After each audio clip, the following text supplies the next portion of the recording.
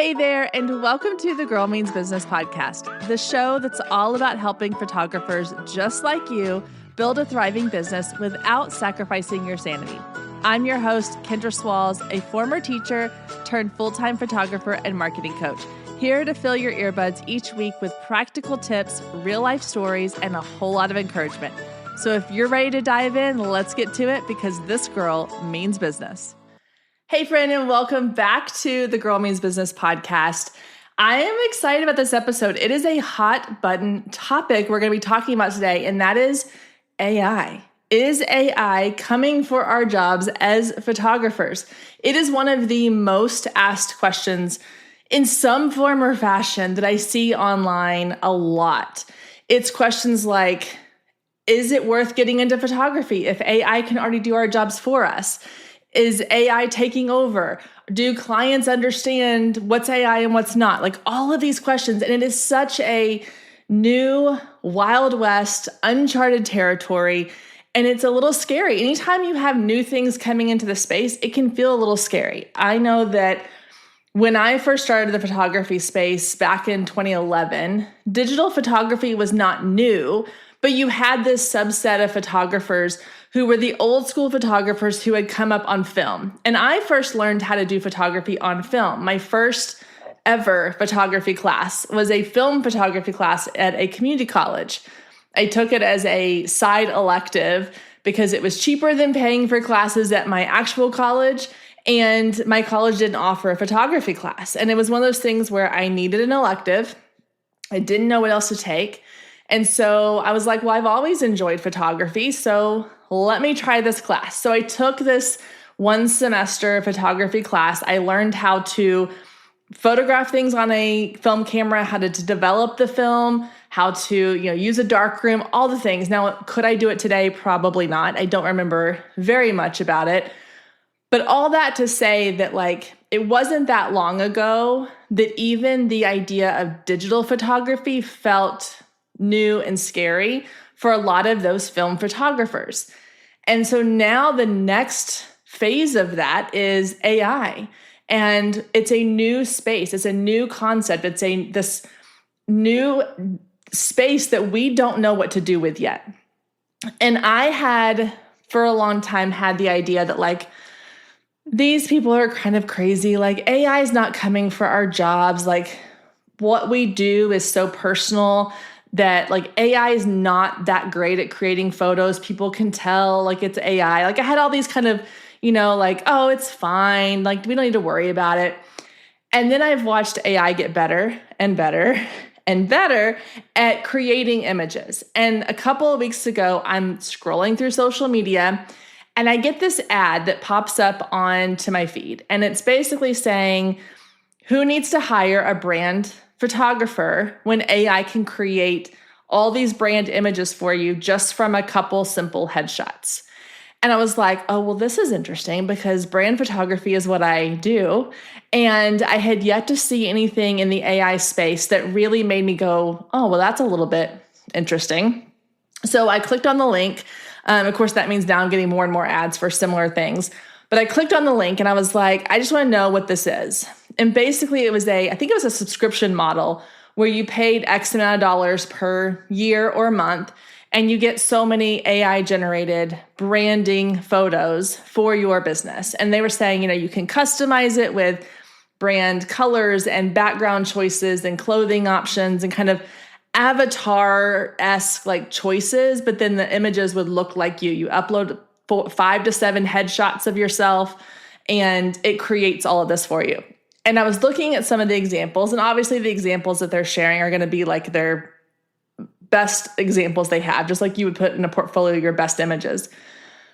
And I remember thinking these are scarily good. They are very, very good. And not that I couldn't still kind of tell they were AI, but part of me is can I tell they're AI because I know they're AI?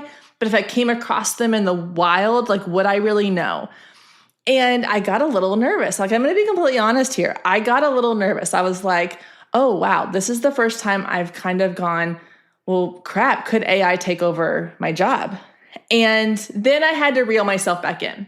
And I was like, okay, realistically, the clients I have worked with who have hired me to do brand photos for them, or who have hired me to do senior portraits for them, or who have hired me to do boudoir sessions for them, are they really interested in AI creating those images for them?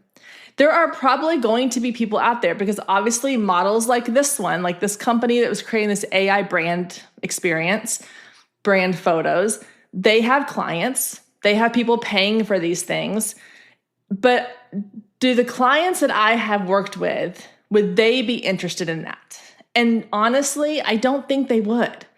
Because the clients I've worked with, one of the things that they value is they value connection. They value that personal relationship. They value also the experience of having your photos taken, of being able to say like, hey, like I'm really insecure about, my smile. So can you make me like, can we do somewhere I'm not smiling or where I'm looking away? Or like I'm insecure about this and I want to make sure, or I really love this about me. I want to highlight this, or, my business is really about this. How can we capture this? And I just don't think that AI has the ability to take in that kind of information, that kind of feedback, and really do anything with it yet. I also think that AI is not to the point yet. Now, re-listen to this in a couple of years and it may be completely different. But I don't think that AI has the capability just yet to give clients an experience that feels customized to them. I think if someone is going to go and hire an AI quote unquote photographer, they are looking for quick, easy, and they don't really care what the photos look like. And that's probably not the clients you really would want anyway, right? Like we want clients who care about what we do for them.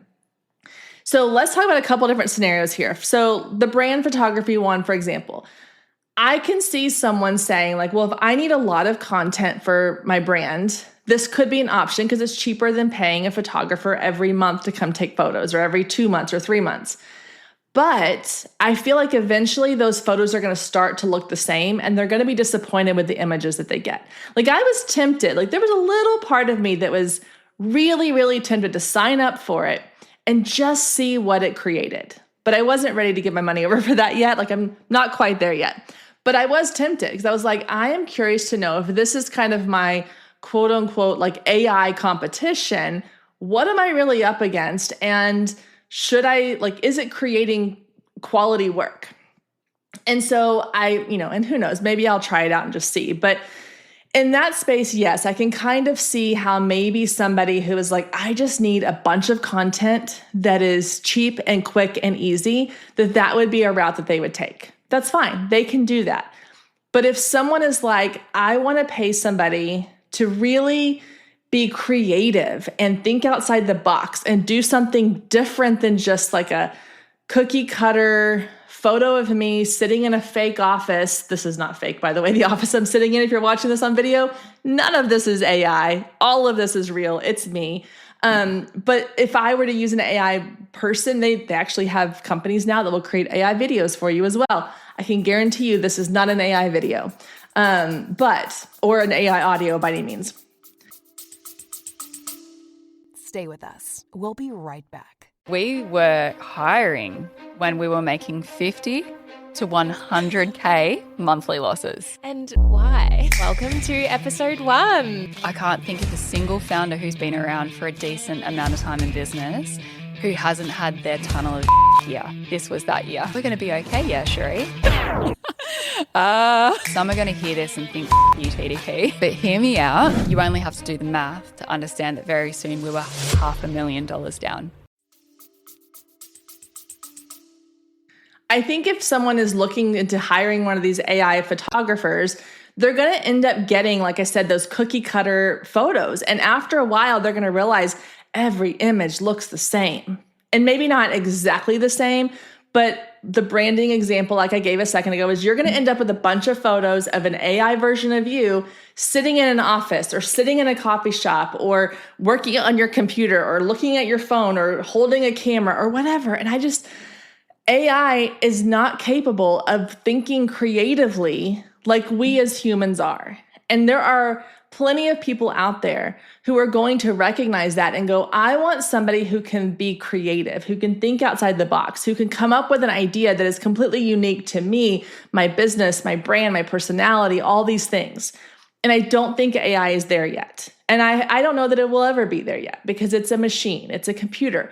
I don't know that a computer can think as creatively as an actual human can think. And I don't think that it is going to take and combine creativity with human feedback and interaction the way that it could in a real world situation.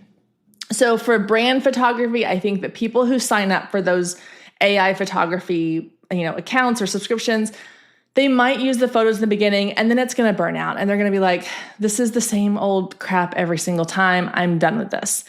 And they're going to go back and they're going to hire another photographer. So they've just wasted money. But I think about other photography experiences. I think of like newborn photography.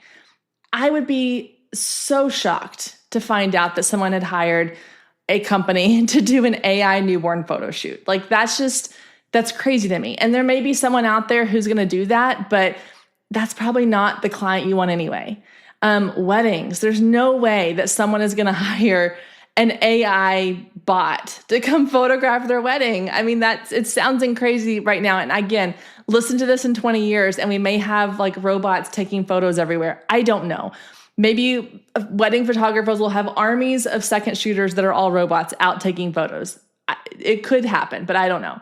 But I just can't imagine now like a couple who's getting married going, well, we'll just have AI take our photos and make it look like our wedding. Like, no, they want an actual human there doing that job. Senior photographers.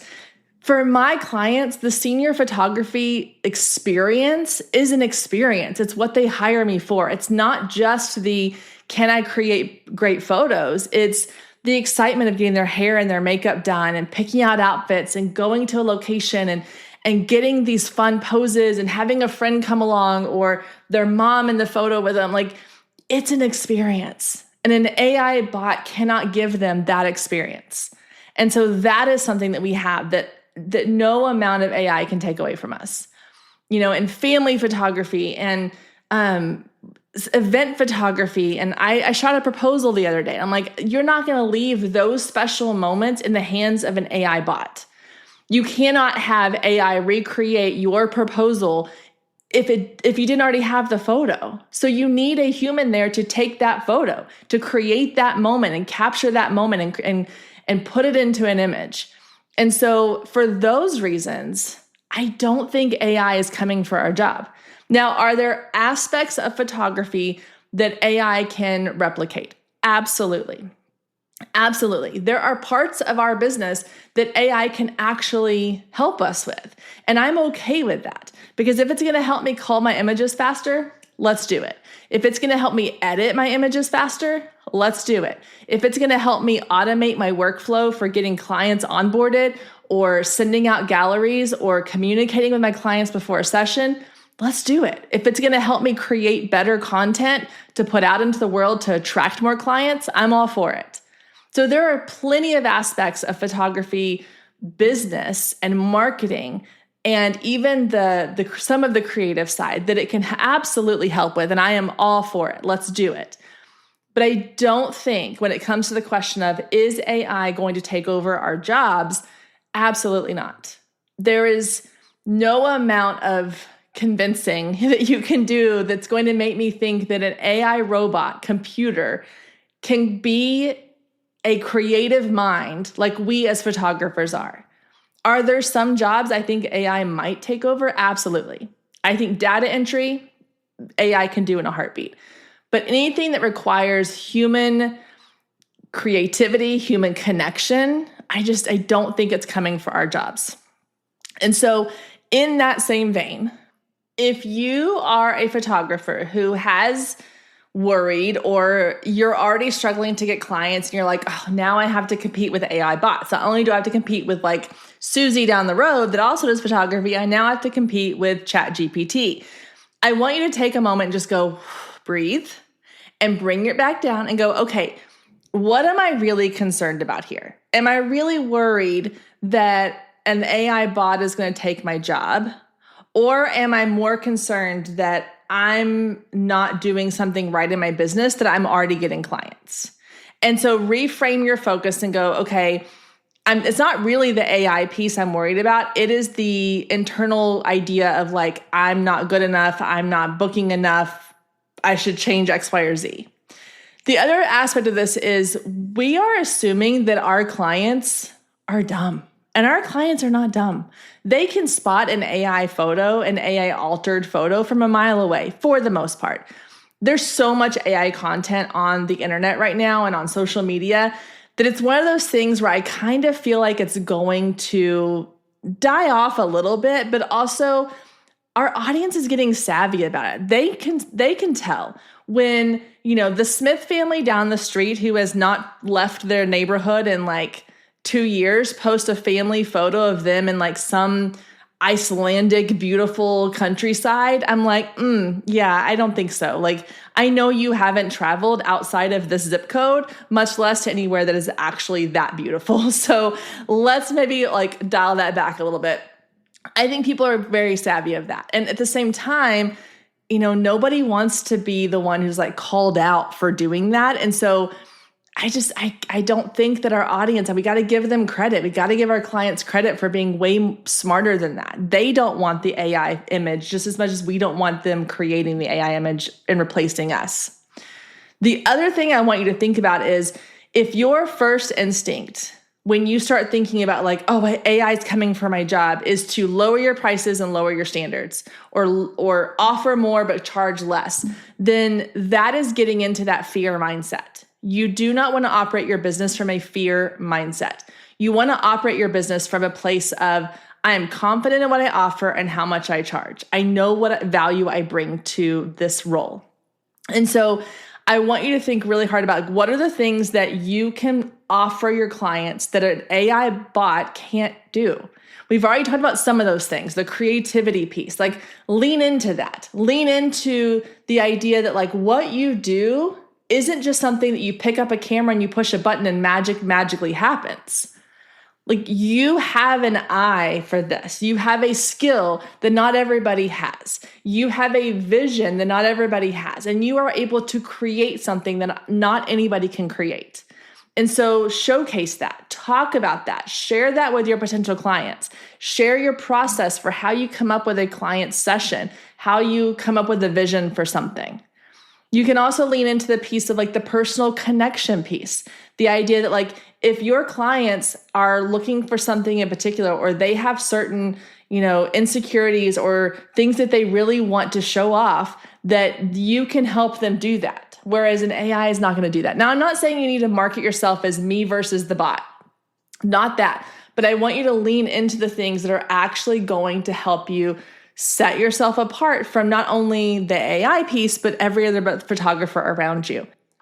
So instead of focusing on how is AI taking my job, let's look at two different ways to kind of reframe this. One is what can you do to set yourself apart? What can you focus on that reminds your audience that hiring you as a person is better than putting their images into a chatbot and having it create this AI image? You can focus on your creativity, your thoughts, your ideas, your visions for things. You can focus on the personal connection, that they're building a relationship with their photographer. Focus on the real life moments. Okay, a lot of times photography clients, they want those real life moments. They want the moment that they capture, their kids' genuine laughter and smile, that the image comes out and it's this loving family photo that was one of those in-between moments that an AI bot is not going to have available for them. It's not going to be able to magically create that moment for them, but you being there in person with them and pulling out these moments and knowing what moments to look for, that is key. So you got to lean into the fact that with you as their photographer, they're going to get someone who can think creatively, who can build connection, and who can create an experience for them. Just putting their photo into an app on a website and then getting a couple images back, that's not an experience. That's a afternoon job task. Like that's a checkbox on a list. An actual experience is them working with you to come up with a location, styling, If you want to offer hair and makeup, posing, directing, like all of those things, creating images, giving them the opportunity to purchase actual physical products, and the customer service piece of that. That is the experience that an AI bot's not going to ever be able to provide for them. And we as humans can. And so being able to make sure we're leaning into those things in our marketing, again, we're not pitting ourselves against AI. We're not comparing ourselves to AI, but we are just showcasing the things that we provide as humans to other humans that is going to help persuade them that this is still the path they should be taking. And I truly believe 99.9% of people out there want that human experience of photography.